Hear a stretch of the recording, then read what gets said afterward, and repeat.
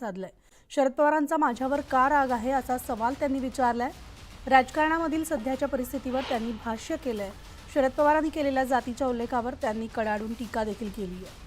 अशा पद्धतीनं खालच्या जातीचा उल्लेख करणं हे वाईट वाटल्याचं त्यांनी सांगत खंत देखील व्यक्त केली आहे। तर पुरोगामी विचारांवर बोलणाऱ्यांवर जातीचं राजकारण करण्याची वेळ आल्याचं त्यांनी म्हटलंय। पण मला कधीच असं अपेक्षित नव्हतं की अशा पद्धतीनं एखाद्याची खालच्या जातीचा म्हणून उल्लेख करणं आणि तेही आदरणीय पवार साहेबांकडून त्याचा मात्र नक्कीच कुठंतरी एक वेदना देणारा आहे। स्वाभाविक आहे, पण जात काढावी लागते तेही पुरोगामी विचारधारेचे सर्वेसर्वा आमच्या श्रद्धा त्यांच्या पाठीमागे आहेत।